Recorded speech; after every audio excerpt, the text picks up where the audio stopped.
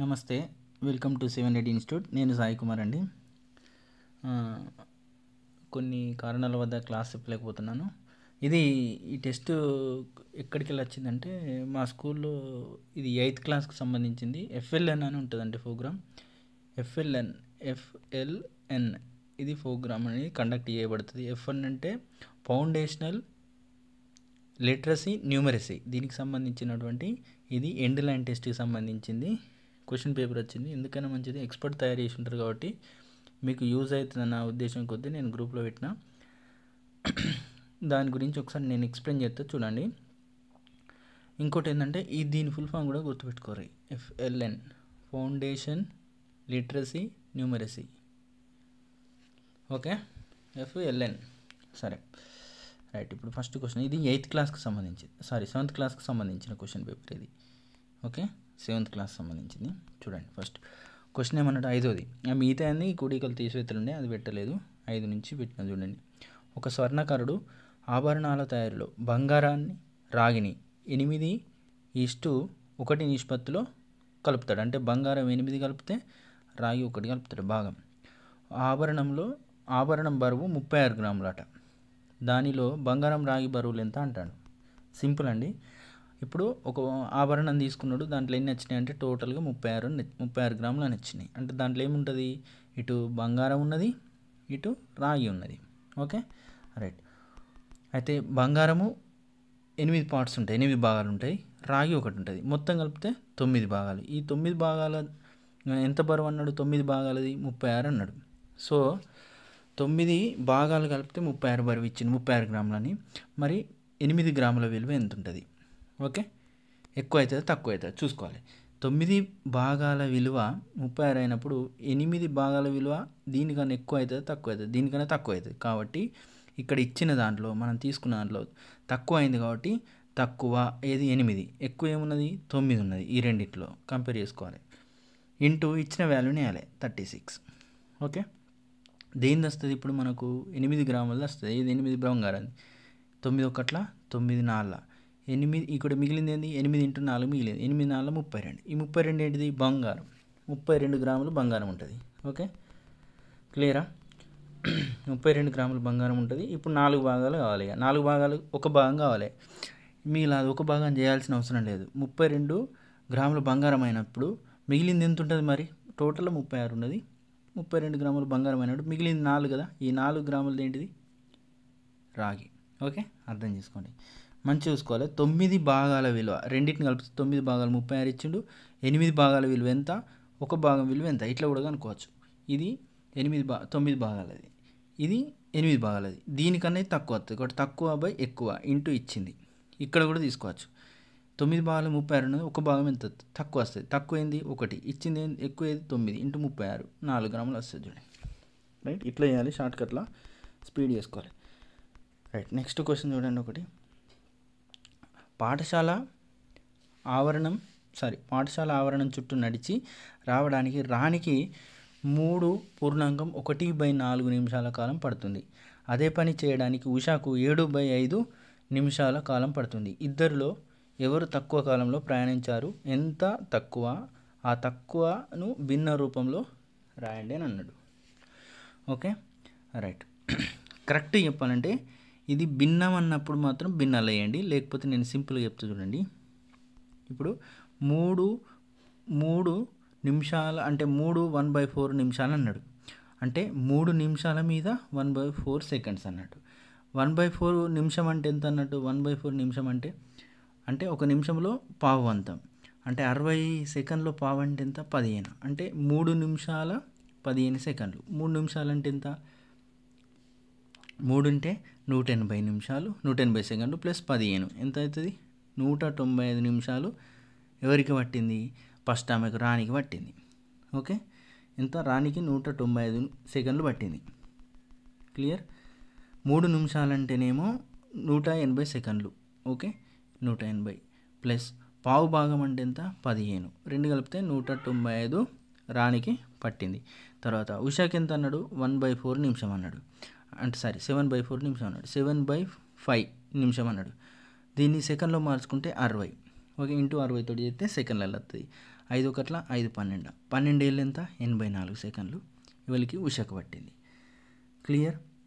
ఉషకు 84 సెకండ్లు పట్టింది, రాణికి 195 సెకండ్లు పట్టింది. మరి వీళ్ళిద్దరి మధ్యలో గ్యాప్ ఎంత ఉన్నది? దీంట్లోకి వెళ్ళి తీసేస్తే అయిపోతుంది. 195 దీంట్లోకి వెళ్ళి 84ని తీసేస్తే 1 1 1 111 సెకండ్లు తక్కువ పట్టింది ఆమెకి. క్లియరా? 111 సెకండ్లు అనేది తక్కువ పట్టింది. దాన్ని భిన్న రూపంలో రాయాలి అని అన్నప్పుడు మాత్రం ఏం చేయాలంటే భిన్నాలలోకి మార్చుకోవాలి. ఓకే, ఇది 3/4. ఓకే, దీన్ని ఏమన్నా రాయొచ్చు, 1 పూర్ణాంకం 2/5 రాయొచ్చు. ఎందుకంటే ఒక 5లో పోతుంది, మిగులుతుంది 2 మిగులుతుంది. ఒక 5లో పోయింది, 2 మిగిలింది, కింద 5 ఉన్నది. ఇది భిన్న రూపంలో. ఇప్పుడు ఈ భిన్నంలోకి వెళ్ళి ఈ భిన్నం తీసేస్తే ఫస్ట్ ఏం చేయాలంటే ఇది పూర్ణాంకంగా ఉన్న వాటిని తీసేయాలి. ఫస్ట్ ఈ మూడిట్లోకి వెళ్ళి 1 పోతే ఎంత 2, 4 వెళ్ళి ఇది ప్లస్ పెట్టేసుకొని 4/1/4 1/4ని -2/5 చేయాలి. క్లియర్. 2/5 చేస్తే అప్పుడు మనకు ఆన్సర్ వస్తుంది. అంటే ఒకసారి క్లియర్గా రాస్తా చూడండి అర్థమయ్యేటట్టు. ఏం లేదు, భిన్నాల రూపంలో మార్చుకొని భిన్న రూపంలో వ్యక్తపరచమంటేనేమో భిన్న రూపంలో వ్యక్తపరచాలి. నేను సింపుల్గా సెకండ్లలో చేసేసిన, అంటే సెకండ్స్లోకి మార్చుకొని చేసేసిన. ఎవరు ఎక్కువ తక్కువ పట్టింది, ఎంత తక్కువ పట్టింది అన్నది. భిన్న రూపంలో వచ్చేసరికి ఇది 3 పూర్ణాంకం 1/4 వచ్చింది. దీన్ని భిన్న రూపంలోకి మార్చుకుంటే ఏమవుతుంది, 7/5ని 7/5 ఉన్నది కదా, 5 ఒక్కట్లో పోతుంది, మిగిలింది 2 ఉంటుంది, కింద 5 ఉన్నది. ఓకే, ఇది ఇప్పుడు గ్యాప్ తీసేసుకోండి, -1/2/5. Okay, clear. ఇప్పుడు ఈ మైనస్ దీంట్లోకి వెళ్ళి ఇది తీసేయండి, మూడిట్లోకి వెళ్ళి 1 పోతే 2 మిగిలింది, ప్లస్ పూర్ణాంకంలోది. ఈ పూర్ణాంకం నుంచి ఈ పూర్ణాంకం తీయాలి. అంటే ఆ పూర్ణాంకం ఏంది 1/4 - 2/5. కింద ఎల్సిఎం ఏమవుతుంది 20 అవుతుంది. ఇది ఇటు పోతే 5 మైనస్ ఇది 8. ఓకే, అంటే -3/20 వచ్చింది. ఇక్కడ ఏమున్నది 2 ఉన్నది. ఈ 2 ఉన్నప్పుడు ప్లస్లలో రాసుకోవాలి, అంటే 1 + 1 రాసుకుంటే ఇప్పుడు ఈ 1లోకి వెళ్ళి ఇటు పూర్ణాంకం అంటే కాసాగి చేస్తుంది. ఇది 21 20 -7 17, అంటే 1 పూర్ణాంకం 17/20 వస్తుంది భిన్నం. ఓకే, ఇది వస్తే కరెక్ట్. ఒకసారి మీరు పెన్ను పెట్టి చేయండి. ఈ స్క్రీన్ మీద కన్నా బోర్డు మీద చెప్తే మంచి ఎక్స్ప్లెనేషన్ వస్తుండే. కాకపోతే ఒకసారి ఆలోచించుకోండి, మళ్ళీ ఒకసారి వినండి, అర్థమవుతుంది. ఈ పూర్ణాంకంలో అంటే భిన్నాలలోకి వెళ్ళి భిన్నాలు తీసేసుడు ఎట్లా అన్నది. Okay, right. నెక్స్ట్ క్వశ్చన్ ఏమన్నాడంటే కింది పటాలకు సాధ్యమైనన్ని సౌష్ఠవాలు అంటే ఎట్లా అంటే ఒకదాని మీద ఒకటి ఇమిడిపోవాలి. ఇప్పుడు దీన్ని ఇటు మాల్చినాం అనుకో, ఇమిడిపోవాలి మధ్యలోకి వెళ్ళి. ఓకే, దీన్ని మధ్యలోకి వెళ్ళి ఇటు మారిస్తే దాని మీద అది కవర్ చేయాలి, ఫుల్ కవర్ చేసుకోవాలి. ఓకేనా, కొంచెం మిగలద్దు. దీర్ఘచతురస్రానికి ఎన్ని సౌష్ఠవాలు గీయచ్చు? 2 గీయచ్చు. అడ్డం 1 నిలువ 1, అడ్డం 1 నిలువ 1. కర్ణం వెంబడి ఇంటది గీస్తా అనుకుంటే తప్పవుతుంది. కర్ణం వెంబడి గీస్తే ఏమవుతుందంటే దీన్ని మలిస్తే దీని మీద దీన్ని ఫోల్డ్ చేస్తే ఇగో గీ కార్నర్ అనేది గీడిపోతుంది చూడండి, కరెక్ట్ కాదు అది. కాబట్టి దీర్ఘచతురస్రానికి 2 మాత్రమే సౌష్ఠవాలు ఉంటాయి. ఇటు మలిస్తే దీనికి కవర్ అవుతుంది, ఇటు మలిస్తే దీనికి కవర్ అవుతుంది. ఇది చూడండి, ఇది ఎన్ని భుజాలు? 1 2 3 4 5 భుజాలు, పంచభుజాలు. అది దీంట్లో 5 ఉంటాయి. శీర్షం నుండి ఎదుటి భుజం మధ్యానికి గీసింది 1 అవుతుంది. ప్రతి శీర్షం నుండి ఎదుటి భుజం మధ్యంలోకి వెళ్ళి 1 గీయచ్చు చూడండి ఇట్లా. కాబట్టి దీన్ని ఎన్ని గీయచ్చు అంటే 5 గీయచ్చు. ఓకే, దీంట్లో 2, దీంట్లో 5. రైట్. నెక్స్ట్ క్వశ్చన్ చూడండి. కింద ఇచ్చిన పటంలో P ప్యారలల్ Q, R అనేది తిరిగే రేఖ, 85 డిగ్రీలు అయినా మిగిలిన కోణాలు కనుక్కున్నాడు. ఇదంతా చూస్తే 180 ఉండాలి. ఇది 80 అయినప్పుడు ఇది ఎంత అవుతుంది? 95 అవుతుంది సీదా డైరెక్ట్. అంతేనా? 180 ఉండాలి కాబట్టి 95. చూడండి, ఇది 85 ఇచ్చేసిండు, ఇది 95 అయింది. ఇప్పుడు మనకు చూడడానికి సేమ్ కనబడేది ఈ లైన్కి కనబడే సేమ్ ఏమున్నది? ఇప్పుడు ఇదే లైను తీసుకుపోయి దీని మీద కూర్చుని పెట్టినా అనుకో, సేమ్ ఇమిడే కోణాలు ఏమున్నది? ఈ 1వది అనేది 5వది సేమ్ ఇమ్ముడుతుంది చూడండి ప్లేస్. కాబట్టి 5వదిను ఇది సేమ్ ఉంటుంది. ఇది సాదృశ్య కోణాలు అని అంటారు. అట్లా కనబడే అంటే సమానంగా కనబడేటువంటి కోణాలని సాదృశ్య కోణాలు అంటారు. ఓకేనా, రైట్. ఇది ఈ 2వది అనేది 2 ఎంత 95. ఇప్పుడు 6 కూడా 95 అవుతుంది. 5 అనేది ఎంత అవుతుంది చూడండి. ఇప్పుడు ఇది ఆపోజిట్ యాంగిల్స్ అంటారు. ఇది ఇది సమానం ఉంటుంది. అంటే ఒకటోది మూడోది ఇది 85 అవుతుంది. మళ్ళీ సాదృశ్య కోణాలు 3, 7 కదా, ఇది కూడా 85 అవుతుంది. అట్లా ఒక కోణం నుంచి అన్నీ చూసుకోవచ్చు. సాదృశ్య కోణాలు, ఏకాంతర కోణాలు, ఏక బాహ్య కోణాలు అనే కాన్సెప్ట్ ఆధారంగా చేయొచ్చు. ఇది మీరు చూడండి 1, 5 సేమ్ ఉంటాయి. ఎందుకంటే ఈ లైన్ కొంటపోయి దీని మీద కూర్చుండబెడితే సేమ్ కనబడే కోణాలు ఉంటాయి కాబట్టి ఆ కోణాలన్నీ సేమ్ ఉండిపోతాయి. ఇప్పుడు ఇది 85 అయినప్పుడు ఇది ఎంత ఉంటుంది, 4ది 95 అవుతుంది. ఎందుకంటే ఈ రెండు కలిపితే 180 కావాలి కాబట్టి. ఓకేనా, రైట్. అట్లానే అన్నీ చేయొచ్చు. Okay, right. నెక్స్ట్, ఒక త్రిభుజం యొక్క భూమి ఎత్తుల 5:15లో కలవు.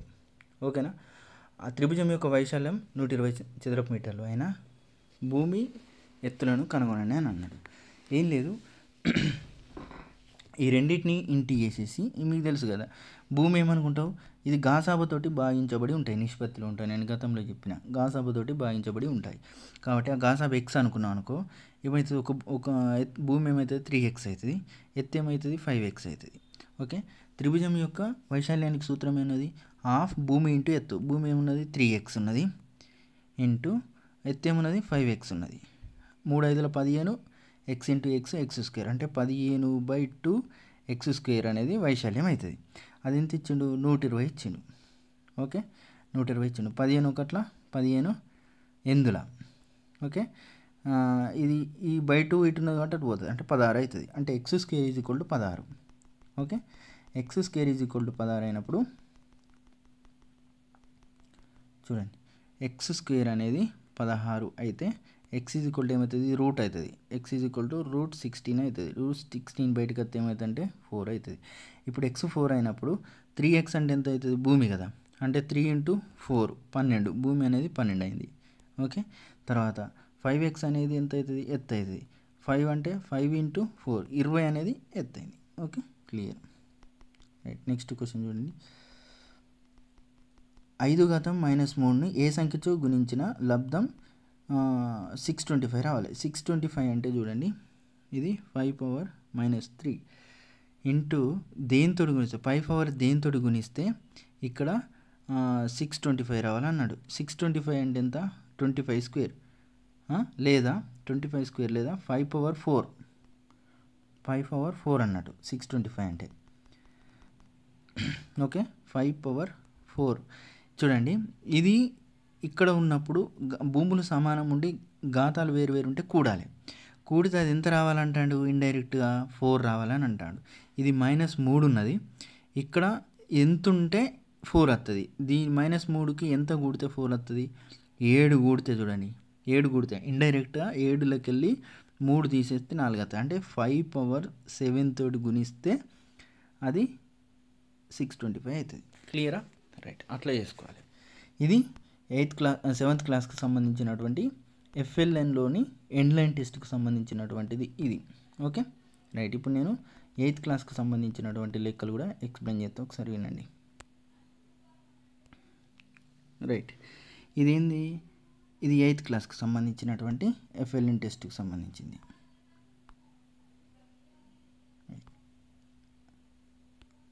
రైట్, ఇది 8th క్లాస్కి సంబంధించింది. ఫస్ట్ 5వది, అది కూడా ఇంతకుముందు దాంట్లో కూడికలు ఉంటాయి, అది తీసేసిన కూడికలు తీసేతులు బాగా గుణకారాలు ఉంటాయి. 5వ లెక్క నుండి ఇచ్చేసిన. చూడండి ఒకసారి ఏమంటండి, ఇక్కడ 1296ని ప్రధాన కారణాంక విభజనను కనుగొనండి, దాని ఘాతాల రూపంలో రాయండి అని అన్నాడు. ప్రధాన సంఖ్యల యొక్క కారణాంకాల లబ్ధంగా రాయాలి. అంటే ఫ్యాక్టరైజేషన్, ప్రైమ్ నెంబర్ ఫ్యాక్టరైజేషన్ అంటారు ఇంగ్లీష్ మీడియంలో. ఏం లేదు, దీన్ని ఎట్లా చేస్తా అంటే మనకు తెలిసే 1296ని తీసుకొని ప్రధాన సంఖ్యలతోటి భాగించుకుంటూ పోవాలి. ఇది 2 తోటి భాగించుకుంటూ పోవచ్చు. ఓకేనా, ఇట్లా చేసుకుంటూ పోతే వస్తుంది. చూద్దాం ఒకసారి. 6లో పోతుంది, 4లో పోతే 8 అయింది, ఒకటి మిగిలింది 16 అంటే 8. మళ్ళీ 2లో పోతుంది, 3 రెంట్ల 2 రెంట్ల 4 రెంట్ల. ఓకే, 4. ఈ 4 అనేది దేని స్క్వేర్ అవుతుంది, 18 స్క్వేర్ అవుతుంది. 18 × 18. ఓకే, చూడండి, మళ్ళీ దీని ఏమని రాయొచ్చు, 2 × 9 రాయొచ్చు. దీన్ని కూడా 2 × 9 రాయొచ్చు. నేను ఎందుకు ఇట్లా రాస్తానంటే ప్రధాన సంఖ్యలు రావాలి. 2 ప్రధాన సంఖ్యలు వచ్చినాయి, 1 2 3 4 సార్లు వచ్చింది 2^4. 9 ప్రధాన సంఖ్యనా? కాదు, సంయుక్త సంఖ్య. ప్రధాన సంఖ్య ఏంది మరి? 9 వచ్చేది 3 స్క్వేర్, ఇది 3 స్క్వేర్, ఇది 3 స్క్వేర్, అంటే 3^4, అంటే 2^4, 3^4 ఇవి ప్రధాన సంఖ్యలు. కారణాంక లబ్ధం చూద్దాం. చెయ్యండి, అక్కడ పెన్ను పెట్టి చేస్తే మీకు అర్థమవుతుంది. 2ని తీసుకొని 2తోటి ఇప్పుడు మీకు అంత డౌట్ వస్తే ఈ 2తోటే చేసుకుంటూ పోండి. 2 4 సార్లు వస్తుంది, 3 4 సార్లు వస్తుంది, బాగా రన్ చేసుకుంటూ పోతే అంటే ఏమవుతుంది? 2^4 3^4 వస్తుంది. 2^4 3^4 వస్తుంది ఇంటూ ఇది ప్రధాన సంఖ్యల కారణాంకాల లబ్ధం, factorisation of prime numbers. Okay right, ఇది ఫస్ట్ది. రెండో క్వశ్చన్ ఏమన్నాడు చూడు, 6వది ఏమన్నాడు? రవి వద్ద 40 చాక్లెట్లు కలవు, రాణి వద్ద గల చాక్లెట్లలో రవి వద్ద 40 చాక్లెట్లు కలవు, రాణి వద్ద రవి వద్ద గల చాక్లెట్లో 3/8 భాగం ఉన్నట్లయితే రాణి వద్ద గల చాక్లెట్ల సంఖ్య ఎంత అన్నాడు. చూడండి, ఇక్కడ ఇట్లా వచ్చినప్పుడు ఏం చేయాలంటే ఏదైతే ఆధారాన్ని ఇచ్చి చూస్తున్నాడో అది చూసుకోవాలి ఫస్ట్. రవి వద్ద దాన్ని రాణి వద్ద దాంతో పోలుస్తున్నాడు. ఓకేనా? రవి వద్ద ఉన్న చాక్లెట్లని రాణి వద్ద చాక్లెట్లలో భిన్నంగా తీసుకున్నాడు. అంటే రవి వద్ద ఎన్ని ఉన్నాయి? 40 చాక్లెట్లు ఉన్నాయి. ఇప్పుడు రాణి వద్ద ఉన్నది భిన్నం ఇచ్చిండు రవి వద్ద దాంట్లో. ఇది టోటల్ భిన్నం ఎంత? 8. దాంట్లో ఎన్ని పార్ట్స్ తీసుకున్నాడు? 3. ఈ 8 భాగాలు అనేది దేనికి సమానం? మొత్తం కదా, 40కి సమానం. అయితే 3 భాగాల విలువ ఎంత? ఓకే, 8 భాగాల విలువ 40 అయినప్పుడు మరి 3 భాగాల విలువ ఎంత అన్నట్టు. ఇప్పుడు ఇది ఇచ్చిండు, ఇది కనుక్కోవాలి. ఓకేనా? ఈ రెండిట్లో ఏది పెద్దది ఇచ్చి చిన్నది కనుక్కుంటాడు. ఏది ఇప్పుడు కనుక్కునేది? ఇప్పుడు 8 భాగాల విలువ 40 అయినప్పుడు 3 భాగాల విలువ 40 కన్నా ఎక్కువ వస్తాయి, తక్కువ వస్తుందా? తక్కువ వస్తుంది. కాబట్టి ఈ రెండిట్లో తక్కువ ఏది ఉన్నది? 3. తక్కువ బై ఎక్కువ ఏది? 8 ఇంటూ ఇచ్చిన వాల్యూ ఏంది? 40. 8 1 8 5. ఇప్పుడు మిగిలింది ఏంది? 3 ఇంటూ 5 అంటే ఎంత? 15. ఓకే రైట్, ఆన్సర్ ఎంత? రాణి వద్దది 15. క్లియరా? రైట్, అట్లా చేసుకోవాలి. మళ్ళీసారి వినండి అర్థం కాకపోతే. ఇంకోటి ఏమన్నాడు? 7 చూడండి. త్రిభుజంలోని 3 కోణాల నిష్పత్తి ఇచ్చిండు. త్రిభుజంలోని 3 కోణాల నిష్పత్తి ఇచ్చిండు. ఏమిచ్చిండు? 1:3:5 అన్నాడు. త్రిభుజంలోని 3 కోణాల మొత్తం ఎంత మరి? 180. ఈ మూడు భాగాలు ఇచ్చిండు. ఇప్పుడు ఒక భాగం, ఇంకో భాగం, ఇంకో భాగం.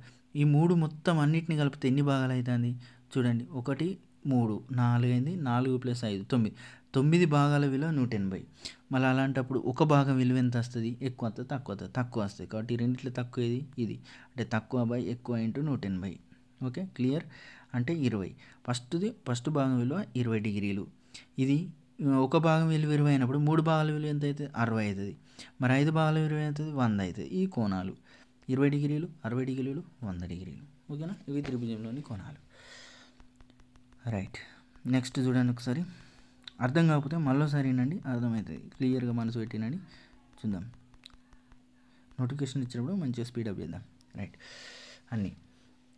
ఇంకోటి చూడండి, కిందిది ఇచ్చిన బిట్టు, ఈ బిట్టు చూద్దాం. ఒక బ్యాగ్ ప్రకటన ధర 640 మరియు ఆ బ్యాగ్ విల మీద 20% రుసుము డిస్కౌంట్ను ప్రకటించగా ఆ బ్యాగ్ కొనాలంటే ఎంత చెల్లించాలి? ఓకే, ఆధారంగా ఇచ్చింది ఎంత? ఇది ఆధారం ఏదైతే ఇచ్చిందో అది 100% విలువ అన్నట్టు. ఆధారం దేన్ని బేస్ వేసుకుని ఇస్తాడో అది 100% అన్నట్టు. 100% విలువ ఎంత అన్నాడు? 640. ఇప్పుడు ఈ శాతాన్ని, ఈ 100% ఎంత తగ్గిస్తాడన్నట్టు? 20 పోతా అంటే ఎంత ఉంటుంది? 80% విలువ ఉంటుంది. ఇది ఎంత అంటాడు? 80%కి అమ్ముతాడు అన్నట్టు. ఓకేనా? ఇప్పుడు 100% విలువ 640 వచ్చినప్పుడు 80% విలువ అనేది ఈ 100% కన్నా తక్కువ వస్తుంది, ఎక్కువ వస్తుందా? తక్కువ వస్తుంది. కాబట్టి ఈ రెండిట్లో తక్కువ ఏది? 80. అంటే 80 బై ఎక్కువ ఏది? 100. తక్కువ బై ఎక్కువ వేసినావు ఇంటూ ఇచ్చిన వాల్యూ ఏంది? 640. ఈ 0 కొట్టేసినావు, ఈ 0 కొట్టేసినావు. 64 ఇంటూ 8 ఎంత వస్తుంది? 8³ అన్నట్టు ఇండైరెక్ట్. ఇది 8 స్క్వేరు, ఇది 8. 8³ విలువ ఎంత? 512. ఓకే రైట్, దాని ఆన్సర్ ఎంత? 512. రైట్, అంటే 64 ఇంటూ 8 చేయండి, 512 వస్తుంది. రైట్, ఇప్పుడు 9వది ఏమంటాడు చూడండి ఒకసారి.